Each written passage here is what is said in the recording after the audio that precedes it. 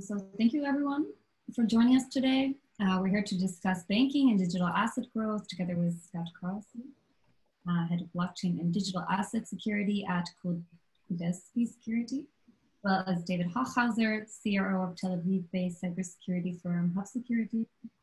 We'll start our webinar with a brief introduction to our speakers as usual, and then I'll hand over the stage to David Hochhauser and Scott Carlson for the presentations. So, as I was saying, Scott Carlson is Head of Blockchain Security and Director of Innovation at Kudelski, playing a key role in developing innovative relationships between Kudelski Security and its technical alliance partners. Scott has over 20 years of experience in the banking, education, and payment sectors, where his focus areas have included information security, data, cloud, virtualization, and systems architecture. Previously, he served in roles at PayPal, Charles Schwab, University of Phoenix, and most recently was a CISO at blockchain and supply chain company, Sweetbridge.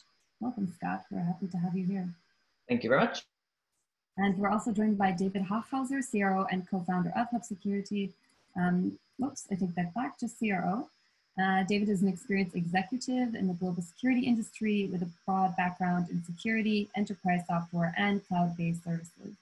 David leverages his experience in cybersecurity from the hundreds of customers he's met along his career path and is currently focused on safely transacting business on the blockchain.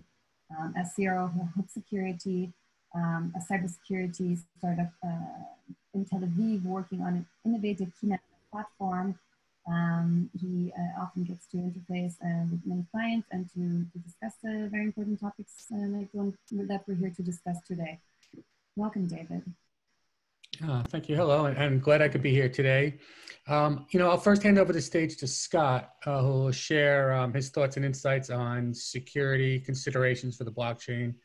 And then I'll pick up and we'll hear a bit from myself on some technical aspects of blockchain security and protecting the digital assets.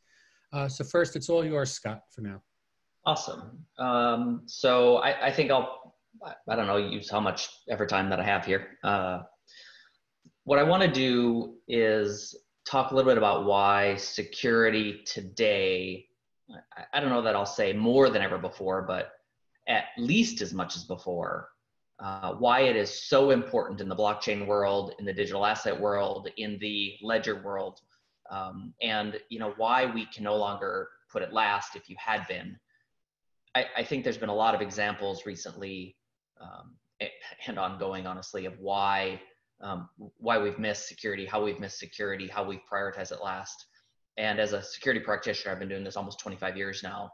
It makes me really sad that we keep getting hacked. Blockchain getting hacked is, of course, a horrible way to say this, but when you look at blockchain ledgers being the underpinning of how the world is changing around us, we need to start getting this stuff right.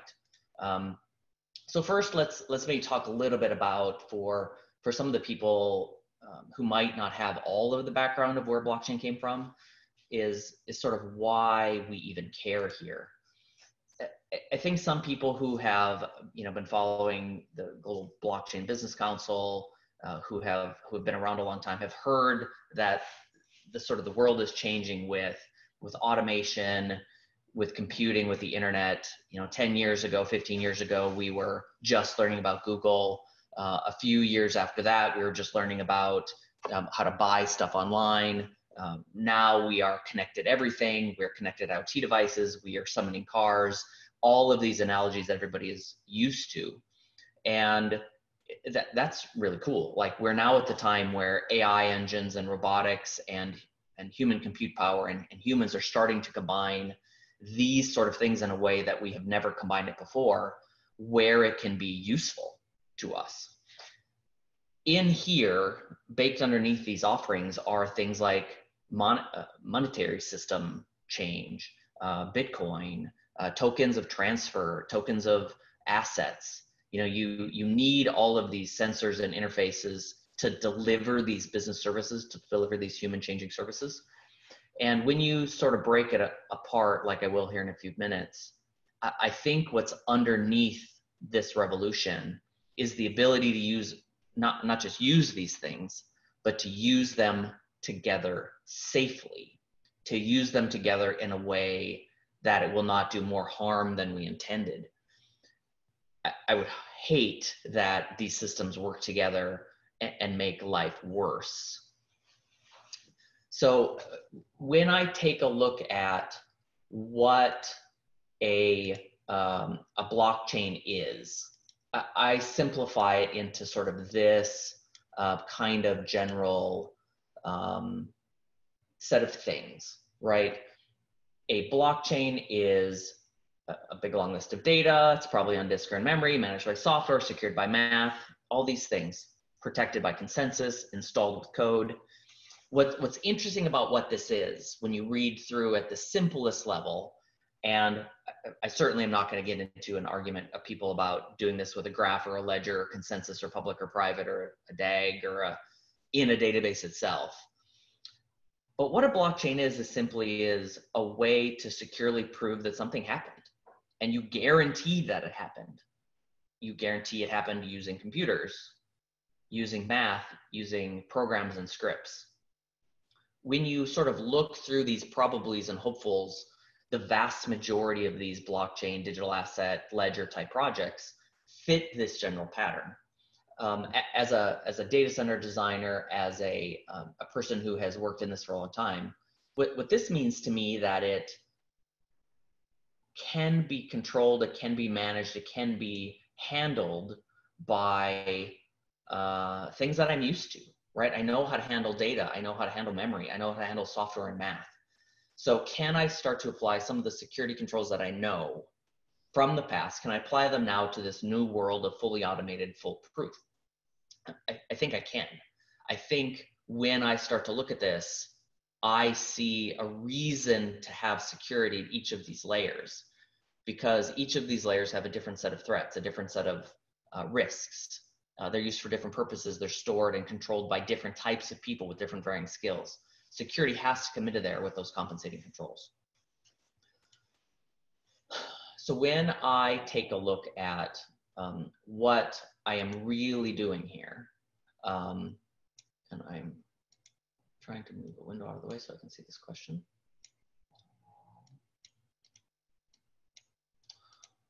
Sorry, I'm stuck with a Q&A screen in the middle of this. Well, I'll move it out of. When I start thinking about what the blockchain is, I think it's guaranteed the truth, right? That's what I hope it does. I also think that it's guaranteed to be real time, whatever real time is. Like, I want the truth now. And it's guaranteed to be secure, which, you know, means was confidential. I only see it if I need it. The information is accurate. The information is secure in the manner that I need to. And so when you take a look at sort of the purpose of these systems, you end up where I need this sort of underlying thing of security to have a really important role in this overall system. And I hope that you aren't one of the types of people who are like this. Like, this is the guy who is getting ready to watch the train wreck. I've heard a lot of people, you know, I'm a blockchain believer personally. I'm a ledger believer that it has a purpose in the world. There's a lot of people out there who are like, oh my goodness, let's just go watch this blockchain thing fail. You know, in some cases, like, let's not help, let's just stand back, they'll mess it up and they'll see that the old way is better. I don't believe in that. I believe there are uses for this, and we need to bring security to the forefront. When we, I can't change my slides, there we go. When I think about what I need to do here, I go back to the original set of cyber controls. And I'm not talking about blockchain right now, I'm talking about security, right? Confidentiality, integrity, and availability are a couple of the most important things that exist here. You have to put this in every single system that you build. I don't know if there's a system out there where you can not have these things. So why not bake them into blockchain? And what does that mean? Let's maybe talk through some blockchain use cases. Let's talk through some situations where, you know, this maybe matters to people who are more in this industry. But before I do that here, let's sort of talk about what this means here. When I look at what a blockchain is for, I think that I have, there we go, a list of trusted devices or a trusted entry point with accurate data, right? We need that data to be accurate. If you put bad data in a permanent place, it's just permanently bad. You send it to a trusted recipient, somebody you know, somebody you believe, you know the target, you determine the target, it doesn't just go somewhere randomly. The data is securely held. It's then put in unmodifiable storage. That's kind of the ledger of the blockchain part. And we have operational controls around it to protect it from being messed with afterwards. When I sort of take a look at the point of any of these systems, which is the benefit, you know, of course you could argue the consensus part is the benefit and removing the trust of existing third parties. I don't want to argue the politics around that. I just want to look at the point of the system. Look, I have trust with accurate, with trust, with security, unmodifiable. Like, this is about security. And what I want to do is challenge everybody who's watching this and listening to this to think, if I needed to build a system that had the data that was right, it was right all the time, you shouldn't mess with it. The data has to be securely held, and you have to build operations around it. A lot of this is process, but a lot of this is sort of traditional security measures, slightly modified security measures that we've built over the years. And when I think about any system and design any architecture around a blockchain or a ledger, or even building a physical data center, I think about things like this. This is my grounding point. What does the system attempt to do? Getting a spam phone. The situation with this leads to a different way to look at the stack, where you have to think about what is the best place for a blockchain or a ledger in my system. Which things are traditional sort of things. We know how to do trusted communications protocols, for instance. We're not reinventing that a lot of the time. Generally, in a system like this, the blockchain fits at the trusted commit, the data consistency, the consensus, that sort of level here. And so when I do this as a stack diagram, some of these things are done in sequence, right? If you're doing something like the food trust network, if you're verifying supply chain, or such, you want that data to be good at the very beginning. You want the human to be putting that in the process. As I am putting that through the system here, I start to build upon my underlying foundation. In some of these things, blockchain isn't the bottom level. The source of the data is the bottom level. The protocols are the bottom level. And again, this kind of stack diagram grounds me when I have conversations with people about whether they need security or not. So let's talk about one of the big things that goes in most automated system, and that is the concept of smart contracts, right? For those of you who have never heard of a smart contract, it's essentially a program, a line of code, where a set of predetermined or easy to determine logic steps automatically execute when the conditions are met. In the most simplest case, it's I'm going to send you $1, so it executes send $1 from my wallet to your wallet. In the more complicated use cases, it acts as an oracle or determining values of things. It adds as a bridge between different kinds of networks. It adds a decision-making process. You're allowed to do this. Do you have rights to do this? Do you have authorization? Are you encrypting it? Is it where it needs to be? Your smart contract can essentially do whatever you want. And in a language set, especially when if you were to argue that part of the automated process in Ethereum, you can do anything you want that's Turing complete, what you can actually do is seriously anything you want, which means you can mess it up. I believe that humans are fallible. I believe that humans make mistakes. And when you automate something, you can automate it badly. You could theoretically drive a self-driving car over the cliff because it has a bad action that it takes to a predefined action. We've heard, what happens when a human walks in the road with a self-driving car. Does it go around it or does it hit it? That's a predetermined thing that the car has to decide. In the monetary world, it's usually moving tokens around or deciding if you're authorized. But I think when I step back and I think look, I'm about to automate a permanent thing. Like a smart contract generally doesn't have an undo button, does it? Like we building these things to be irreversible, or at least you have to roll it forward, right? So if I'm building a piece of automation, I have to think slightly differently than I do in regular enterprise contexts, right? When I'm in an enterprise, I do automation to reboot a server, right? If I mess it up, I just go in there and fix it. When I am doing a smart contract for something legal or something that is moving value around, and I am moving it to a system that I don't control, this to me seems like a pretty important area to focus extra attention with eyes and audits and systems that are good at it, pre-baked things. You know, at this point, we don't reinvent math. Maybe it's getting to be the time where we shouldn't reinvent smart contracts. We should use common smart contract languages. So this is one of the big parts when I think about security of a blockchain or a ledger system.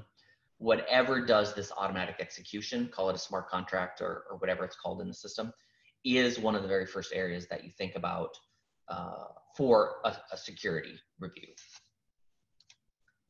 So the second thing is, so I want to combine this sort of concept around what we do when there are tokens that we think have monetary value, right? Decentralized finance, maybe you want to stake your tokens and get some kind of interest out of it. Maybe you want to swap them from something else. You know, in the old world, you change dollars for lira or, you know, shekels, or you you loaned the bank money to get interest on. You know, in these general blockchain worlds and sometimes the world of decentralized finance, you do all these sort of things, except if you think about it, you're taking it from a mathematical thing, which is a wallet. You're using an automatic system of a smart contract to do an action that you think will have an outcome.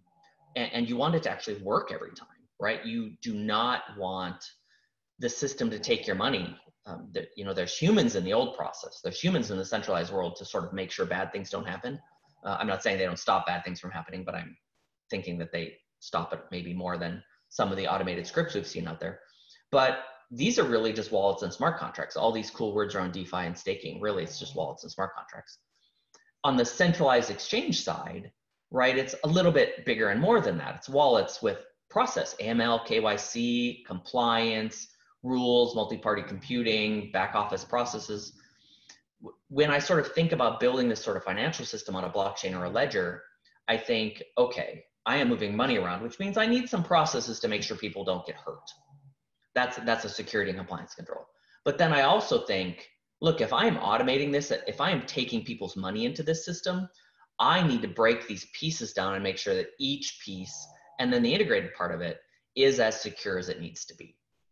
It's very interesting to me how we, even as recent as this last weekend, we see hundreds of millions of dollars being removed from these places because of a theft of a single thing. You know, if you lose a private key, you lose all your money. Like that just doesn't seem logically right. Like as a security person, that's not a risk profile that I'm used to, the sort of one and done profile. It's actually pretty funny to me individually that, you know, people are like, hey, let's hurry up and get rid of these centralized things because we have consensus. But then we have a bad thing happen where people lose money and they hurry up and call all the centralized places to stop the money from getting taken, right? We're trying to build all these security controls into these decentralized systems, but we still rely on manual processes in centralized systems to protect us. As a security person, that's a compensating control, and it's really useful. But when you're building these kind of systems, you definitely need to decide which one of these you want to prioritize.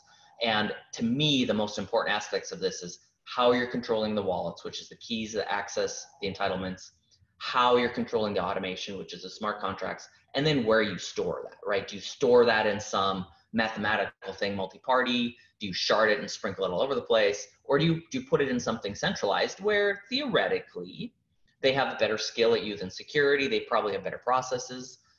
It's hard to argue against a centralized thing with more money, more control being less secure.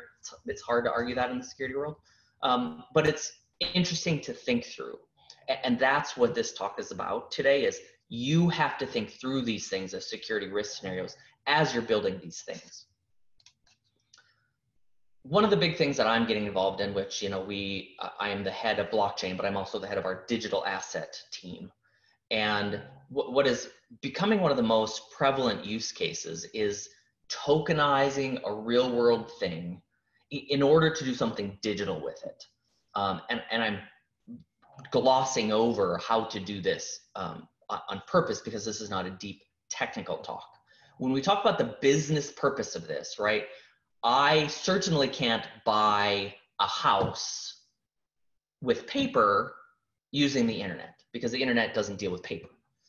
In order for me to do work on a house, I need to be able to make the house like a digital thing. I need to make money a digital thing. I need to make signatures a digital thing. I need to make identity a digital thing.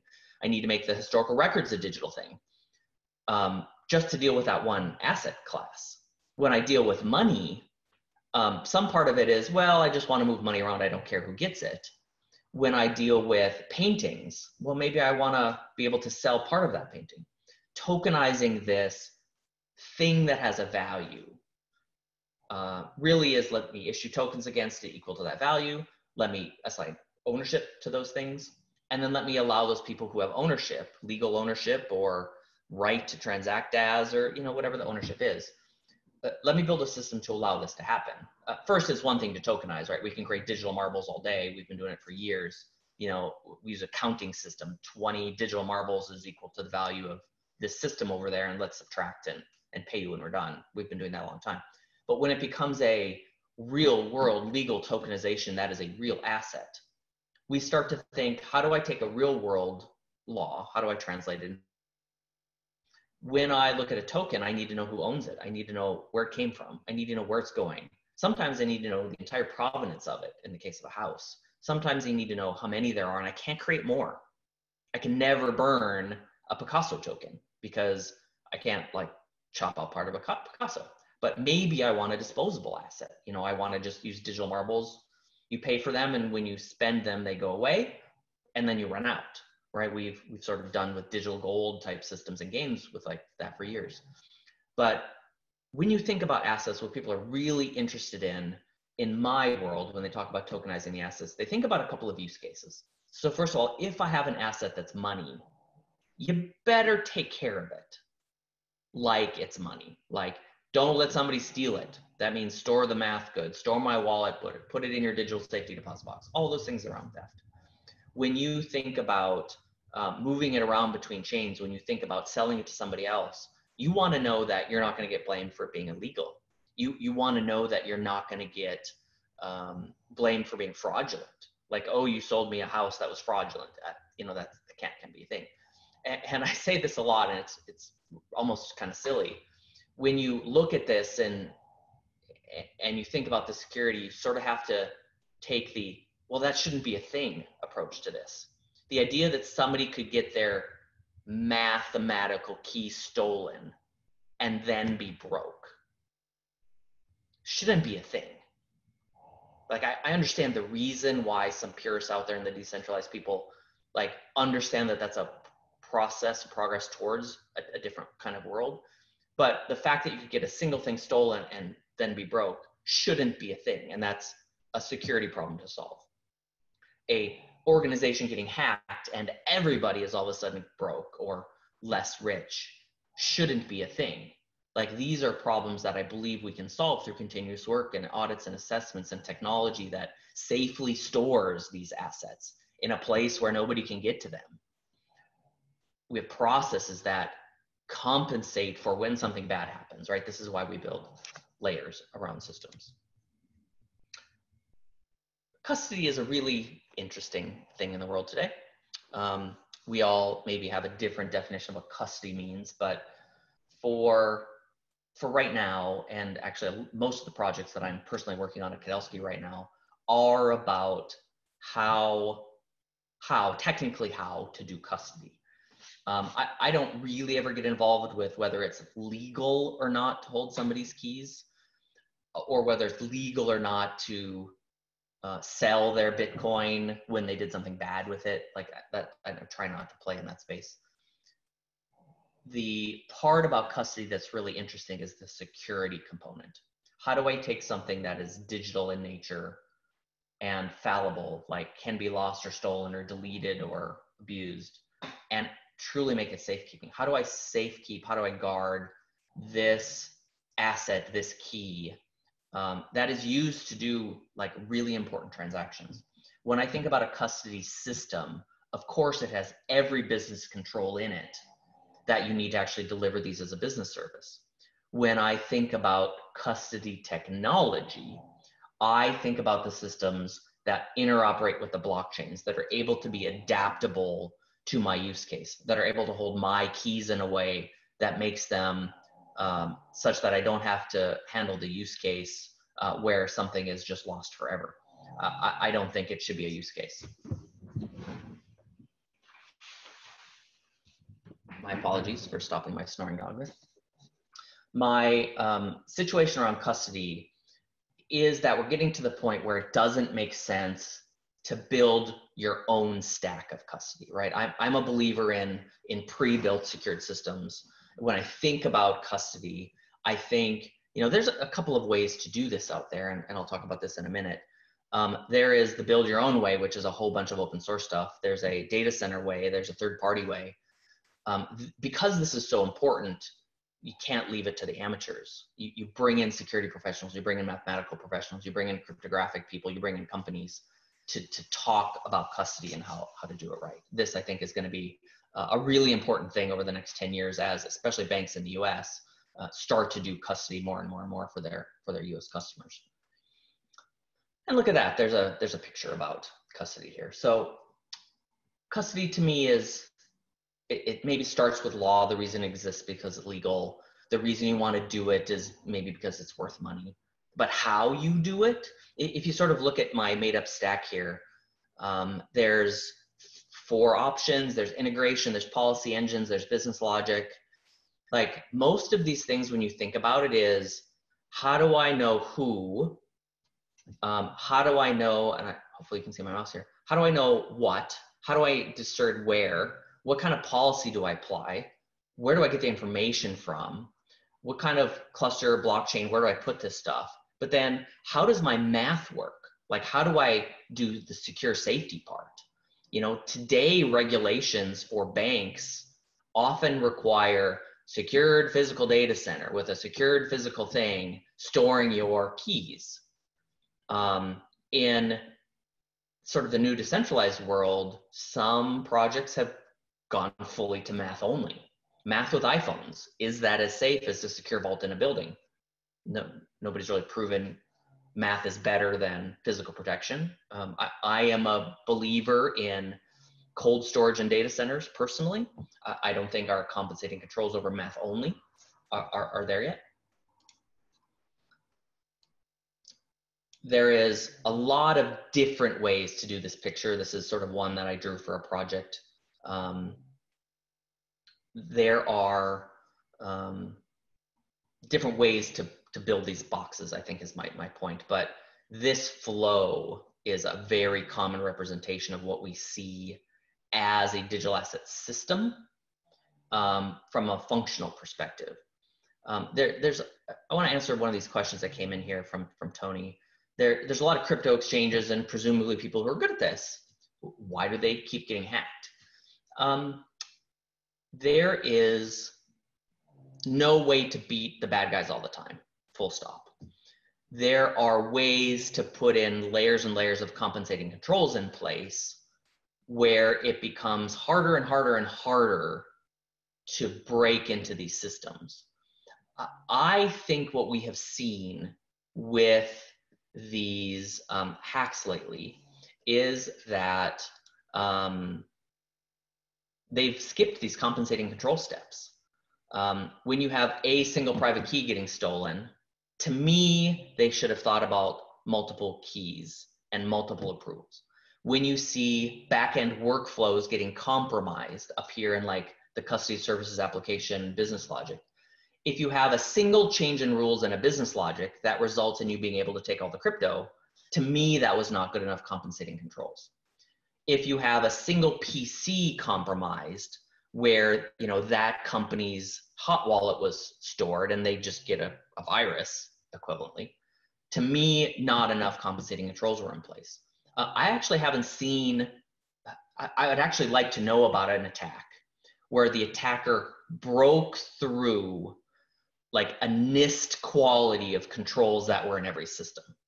Like I would like to see how they broke through multi-party, they broke the algorithm, they broke into the server when it had, you know, secure logic in it. They broke through the user access theme with 2FA.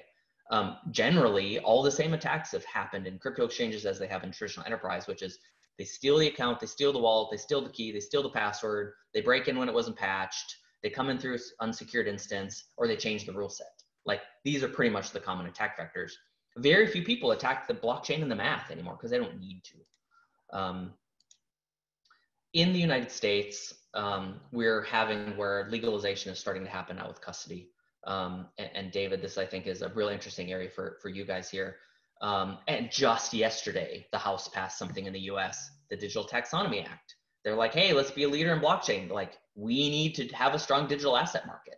So, you know, maybe the US is going to invest a ton of money for catch-up now. Maybe we'll catch up to the rest of the world. But, like, if any part of this starts getting hacked, legislators are going to turn it off. And it is in our best interest to make sure that the legislators don't turn it off. Moving into the enterprise here real quick. I actually think that there's a lot of cool enterprise use cases for ledgers and blockchain. I think that we have settlement and finance and proof of organic and all these things going in the enterprise. And if you're in the enterprise, you might just be like, it's the blockchain, I don't need to fix it. But actually, I guarantee that your enterprise policies and processes do not match with what happens in a blockchain. Your standards say something like rotate the key every year. Your standards say something like we must test a disaster recovery plan every year. Your things have access management rules with passwords. Passwords have to be 8 characters long, but a key sequence is 2000. Like, you have to take a look at your standards and policies that are probably based on NIST or ISO. And yes, we probably do need a new standard for how to do blockchain in enterprise language, because you have to think about all of these things. I think that if you take a look at your top 20, like NIST or SANS have done for years, which is, let's just scan it, let's catch the problem, let's fix it.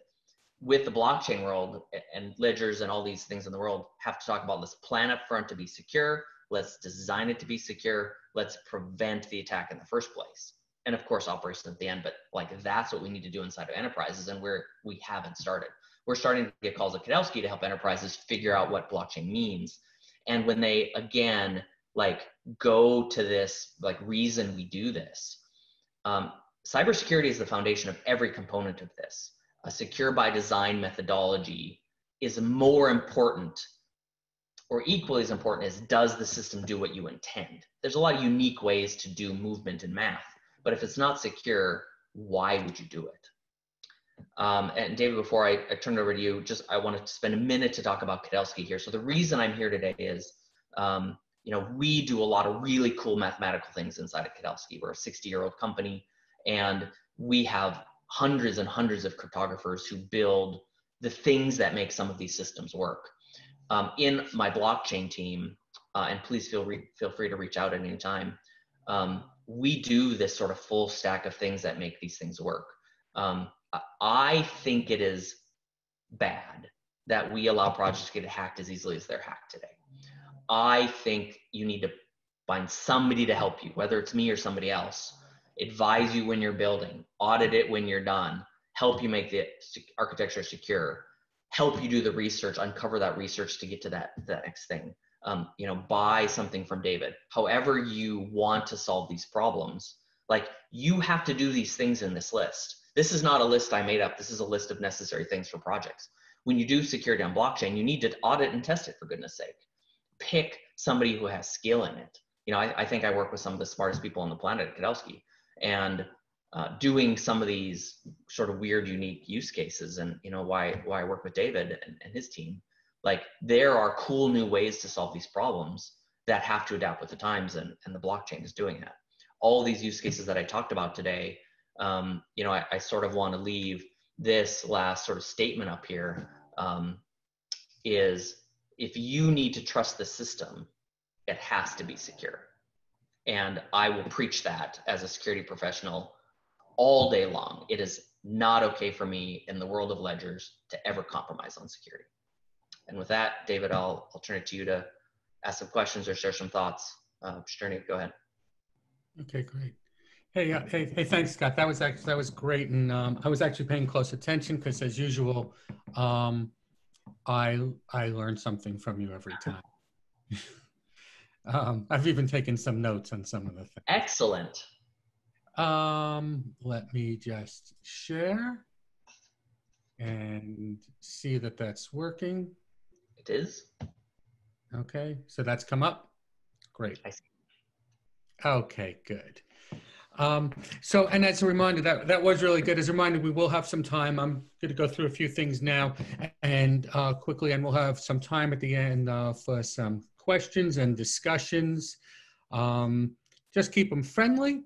Scott and I are not politicians, and this is not a presidential debate. So I had to get that in somehow. So let me just take a few minutes on kind of one critical aspect of blockchain security, kind of the key technology and the processes around that, and kind of show you a little bit, how HUB secures it. And then we'll also kind of two recent developments from HUB that, I'll briefly mention as well. Okay, so in general, I mean, one, kind of believe the blockchain itself is relatively secure, given a lot of the factors discussed as well, and there are obviously some exceptions around that. It's a lot of the operations around blockchain themselves are not necessarily secure. So let's, just briefly, oh, this is actually a build. Okay, hang on, let me see if I could get the right, there we go. Let's briefly consider 3 ways to kind of hack into your blockchain, and then what are we required to actually protect against them. So one, as Scott said, you could steal the keys, and it's been done in software, and it's actually been done in hardware as well. So you've got to be careful what you're doing. And the most basic security procedure is really protect the private key in an extremely secure container. Now, one, it must really never leave that software. So it kind of requires that all the computations, not just the key, be stored there, but must be done in the secure environment as well, so that the process is, so the key never leaves. 2, you could steal the identity. So let me give you an example. There's a case you could read about the CEO of a German bank. He had his voice simulated, and they fraudulently approved a $250,000 payment. This kind of stuff happens. Phishing attacks are the most common situations where this happens. So 2, the lesson is, the approval process needs to be secure. So it includes a couple of things. Is one, authenticate who is approving the blockchain applications. So if you're transferring digital assets to its owner, you have to authenticate that user. And also, the approval policies themselves must be defined and enforced in a secure environment. So for example, you cannot change a $1 million token transfer to not require approval, which would be a way to go around that process as well. And a third example I'll give you is kind of hijacking the data being transacted as well. Anywhere along the way to change what is being signed off on. So again, as an example, instead of requesting a $1,000 transfer, somebody could get on and change that to $1 million. So obviously, you must ensure that no one can fraudulently change the information being approved at the same time. So briefly, here's what HUB has to offer for that kind of protection. So one, it's a FIPS 142 level 4 designed HSM platform. And the vault server that you see is at the heart of the solution, and it's used to store the keys in secure enclaves, run applications in the secure enclaves to the keys, so the keys never leave that box. All the approval processes in the request and approval procedures, they're all maintained and run within a secure enclave, so they can't be tampered with as well. And 3, it's actually programmable. So as you want to add additional applications or new algorithms come around, you don't have to start replacing the hardware. So you can include such things as kind of algorithms that will be resistant to quantum attacks. And NIST has 3 in front of them right now. And once one of them gets selected, that will be upgraded in there as well. You see another piece in there, and I keep looking over because my slides are actually on a different display.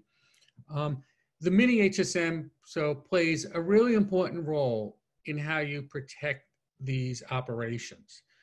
So it's also FIPS4 design. It's literally a small HSM, a handheld device that protects the authentication of the approvers, but it also has its own display.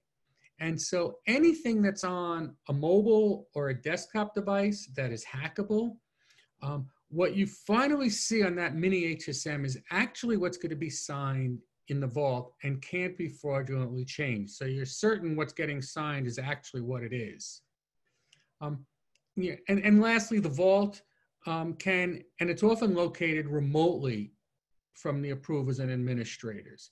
So this actually has a really big impact, and it literally highlighted dramatically during the pandemic when people, local access, they became extremely constrained on how and when they could manage these HSMs and actually conduct funds transfers. And so the mini HSM actually permits you to remotely manage and administer the vault server, as well as approve. If somebody wants to transfer $50 million over, it actually approves that digital asset request at the same time. So it permits the remote approval. Okay. Oh, excuse me. So let's just, in a minute, take kind of a brief example of how this comes into play, right? Let's assume I purchased $1 million of a new US Treasury-backed digital asset on an exchange. So once the exchange confirms that transaction, the transaction transfer is initiated by sending the information to the exchange's HUB vault. The vault, it'll check the policies that's sitting in one of the enclaves in the vault server. And it says, which requires all transactions over $100,000 to be approved by 3 finance executives from the exchange. So each executive is going to be notified of the transaction on their phone or desktop, however. And when they're ready to approve, they'll see that transaction information on the mini HSM. So they'll know precisely what they're approving and signing, and then they could approve that transaction. So the vault then signs the transaction. It signs it onto the appropriate blockchain, and now the record shows the ownership of the digital asset to me. And if I'm smart, I will then have control of that asset, i.e., my keys essentially, and I'll secure it in a HUB vault custodian wallet. I'm going to want to secure that in an extremely secure custodial site to be able to protect that value. So, this is literally all done with everyone, including me, the exchange execs, the custodian, the vault servers. They're all actually located in different locations around the world, regardless of what's going on in the world. And it all is done extremely securely from that perspective. And by the way, while it's the most common one, we'll talk about blockchain as well. It's actually extremely useful for secure requests for non-blockchain things. We're using it to securely request, for example, physical gold movements from one to the next that can be done anywhere in the world. And then the actual request gets signed and sent to physically move the gold from one account to the other. Okay. A couple of more quick things. So when I mentioned there were kind of 2 new developments from HUB Security. So the first is all of this is obviously hardened technology that we put on premise to someone, but now we actually made it available as a HUB as a service as well. So you don't have to touch any hardware, maintain the system. We'll do all of that for you. You do, however, have to have full control of your assets, your policies, keys, applications. And literally because of that mini HSM, it permits you to do all of this actually remotely and securely while we maintain the HSM. So we will never have access to those keys. We'll maintain the system, but we will not have access to any of that information. So just an example, you might have read about INX recently, an exchange that just issued 130, they're trying to raise $130 million through issuing a security token. The tokens are literally being minted and issued remotely on a hub vault at a secure remote site. Sorry, I can't reveal where that is. But it was actually approved and everything went on and signed off by people in California. So the locations really can occur now, different players all over the world, and actually do that extremely securely. And you don't have to even see the hardware. Okay, and finally, let me jump back. But I just want to touch upon, and this, unfortunately, it wasn't announced. So I'm just going to kind of hint at what it is right now, because, and then the announcement will come kind of shortly. But today, at least, for cryptocurrency, look, if all else doesn't work, at least one thing for sure is to have theft insurance, not just insurance around the operations, but theft insurance can really actually mitigate your risk quite a bit. So today, actually, if you use HUB's technology, the insurance companies were pre-approved for an extremely high amount of theft insurance. So it drastically reduces the time it takes from like 6 months to like days to get the insurance. Besides that, it's actually a risk protection. It's also actually a major confirmation of the technology, since insurance companies typically, they issue the higher the policy. They don't issue high policy amounts because they essentially issue them because they don't expect to pay. So they'll issue higher and higher amounts if they don't expect to pay. So it really turns out to be a pretty strong confirmation.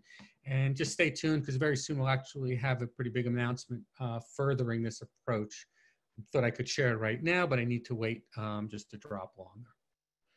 Okay, so I kind of just wanted to keep that short and sweet about what certain aspects of security and the solution quickly.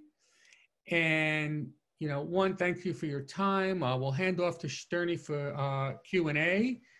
But of course, first, not without saying, may you be quantum ready. Okay, so thank you. And Shterny, back to you. Thank you, David. Yes, thank you. It's my favorite slide of your presentation. Thank you, Scott, as well. I think they're both very super fascinating topics, and I'm really glad that we got the time to cover them together today.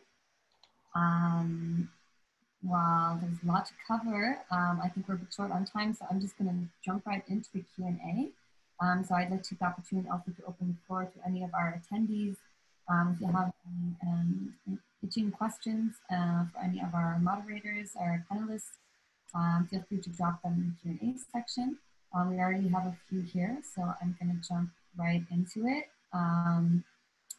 So I guess this is for Scott. Can you clarify hot and cold wallets a bit further? Why do you need both types of wallets, and when do you use a hot wallet versus a cold wallet? So generally people talk about how quickly you want to transact. When you think about a wallet, you think about where you store the thing that allows you to transact, putting it that simple level. If I want to trade money back and forth or trade tokens back and forth really quick, I probably want the approval to be pretty simple. I probably want it to be pretty automated. I definitely want it to be pretty fast. And the concept of a hot wallet is have it available, accessible, so that you can easily transact that amount of money that you feel can go quickly. When you think about that in comparison to a cold wallet, you have some funds, maybe you have them in your 401k today or something. You want them to just sit there. You want them to be safe forever. Nobody can touch them. You don't want to transact them. So you conceptually put them in a different place, like in a cold wallet, where they are offline, inaccessible, not attached to the internet, protected with every control that makes sense for the amount of money you have, simply because you don't need access to it. And so, technologically, potentially the same math is involved, With cold wallets, for sure, there's very likely physical control. There's very likely operational control. There's very likely multi-parties in there who approve accessing those funds. You know, just think about the difference between having $10 in your wallet, that's like your hot wallet, your wallet that's in your pocket, or having your the secure vault in a bank. That would be your cold wallet. You put bullion in a safety deposit box, in a vault, in a bank. That would be the equivalent of a cold wallet to me, where it is 4 or 5 layers of security control to access it because you just don't need it. And so why do you want both? Well, because a little chunk of your money goes in your personal wallet every day and you transact business with it. The stuff that you want to save forever goes into this more permanent location that is purposely hard to access because you don't need it all the time. And it's too big of a risk to have it in your personal wallet every day. You don't see billionaires, I don't think, carrying $1 billion with them all the time, because their personal risk tolerance does not tolerate that. Yeah, you know, and Scott, I think, like, just to add to that, so even a large bank can have, if they're a custodian, could have a hot and a cold wallet, right? Absolutely, you can have both. Yeah, like we do as people. Might be 10 million in the cold, and then the rest in 10 million in the hot and the rest in the cold. From a consumer perspective, is actually a third degree, right? Your cold wallet, your personal wallet. It's almost, I like to make the analogy, think of it as what you would do with cash, right? If you had $100, you keep them in your wallet. At home, if you start to have $10,000, you would probably drop that off in a bank and wanted to put it in a secure place. And the bank would take it, if it's funds they're using all the time, keep it in their hot wallet. And if it starts increasing to $1 million, they might move it over to their hot wallet. Absolutely. And that is definitely your personal risk tolerance, your company's personal risk tolerance.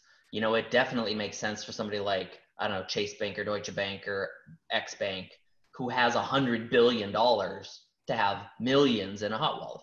It doesn't make sense for me, who has $1,000, to put all $1,000 in my hot, because that's, outside the risk tolerance and the appropriate sort of usage. Definitely. Thanks. I think that was a really clear overview. I think I have time for one more question. So I think this is also directed at Scott, so I'm just going to shoot it out to you. Somebody asks, organization and people are often reluctant to consider security up front, even with all the publicity about break-ins and exposures. Why do you think that is so? And are there situations where perhaps it doesn't matter if you wait? Okay, I think I got that. So question is, why, under what circumstances can you wait to do security later, is really the punchline there, right? I think I got that. Okay, here we go. And why are people waiting? They're often consider security up front even. So there's a big problem in the security world that we as security people created, and that's the no problem. No, you can't do that because it breaks the rules. We are really good at saying no, and we are really good at making projects hard to get done. And that has really made people hate doing security, because it is hard and it is fraught with compliance and it is fraught with policy, and you got to go argue with the security people who don't want to understand your point of view. So they tend to skip the process. Whether it's good or not, they skip the bad guy. Thankfully, over the last 5, 6, 7 years, with DevOps and SecDevOps and secure by design and clouds and automation, you have no choice but to start doing some security things at the beginning. Like when you do authentication with an API key, you better figure out how to store that key at the very beginning. Otherwise, you can't even do your project because you need the key right away. I think there are some times where you can wait to do a security review later in the process. And that is only when you use common components. Like to use an example people understand, if you're going to use AWS, you don't go first do an assessment of AWS. Like, we now understand that AWS itself is probably pretty secure because every entity on the planet has audited the widgets inside of AWS. When you compose things with the AWS widgets and build your own thing, okay, at that point, after you make it work in your private area, then you do the security review before you make it into the public area. And so the idea of having secure, reusable things is a really big need in this space. Advice like never invent your own cryptography, just use the ones that the mathematicians have approved, use the algorithm and sources that we know have good supply chain provenance. Like if you use an audited library that is from a signed repository run by somebody important, maybe you don't need to do an audit until the very end to make sure you used it right. And so I think that's how I would want to leave it is, you do reviews at the end when you're reviewing the integration. You do reviews along the way when you're inventing things and plugging components in. You do reviews at the beginning when you're coming with new architectures, new patterns, new things that the world has never seen. You know, I'm writing this for the very first time against a white paper. You know what? You should probably review it as you're starting to ramp up its usage to make sure it does what you think it does. And so I think there's different phases where you do things, which is sort of why I have it segmented out like I did on the Kedowski side. But I don't think there's anything that is ever built that needs no security. I just think there's an appropriate process to help people do their business need while adding the right security along the way. You know, and it's interesting and it's funny. One place where I'm finding that a little bit, Scott, is people who are doing pilots with blockchain. And they go, you know, look, we're just testing something out. Let's do it quickly. And they leave out, they say, that's why we're not dealing with security or we're not dealing with scalability. And then they finish the pilot and they really haven't assessed two of the most critical factors in whether it'll work or not and what happens. And then they end up having to, they want to move ahead, throw out what they have and start all over again. That I'm seeing fairly frequently. Yeah, one final comment, and I think we have to end here is, so over the last, maybe since the beginning of Ethereum, right? At the very beginning, people were like, let me just deploy this contract because it's cheap and we'll test it. But then it just started getting used in production. They tested it in production. And then people were like, you know what? Maybe I need a test net, a development environment, and maybe I need to go prod with it. You know, maybe I need to do mainnet with it. So, hey, look, an enterprise concept of a place to develop and test and a place to go production with. Like they separated the chains like you should in good architecture practices. And so that was maybe 5 years too late for some projects, but this is exactly why some of these common enterprise practices that we've done for 30 years, maybe you need 3 environments. Maybe you actually need a duplicate chain if your business is that important. Maybe you need node redundancy. Like this is not a blockchain problem. This is a common sense problem with how to do these things. Look at what you're using it for. And for goodness sake, if you think you're going to use it for real, have a phase gate where you're like, hello, we're using it for real. Somebody accept the risk here because I just wrote it. That's a pretty big thing. That's a pretty big thing. Agree. Okay, well, I think that's all the time that we have. Sorry, this is super bright. But thank you everyone for joining us today. And thank you to our speakers, David Hochhauser and Scott Carlson. Thank you very much. We hope that you're all staying safe and healthy at home. And yeah, we look forward to seeing you at our next discussion, our next webinar. And we appreciate the time that you could take today, Scott, to be with us and to share all your wise cybersecurity wisdom with us. And if anyone wants to reach Scott or to learn more about Kudelski Security, you can visit kudelski-blockchain.com. I can share the link in the chat. Yep. To stay up to date on upcoming webinars, you can follow HUB Security on LinkedIn and on Twitter. And check out also our weekly digest on Medium that comes out each week. And we hope to see you at many more discussions to come. Thanks, Awesome. Thanks, Scott. Thank you very much. Take care. Yeah, everybody.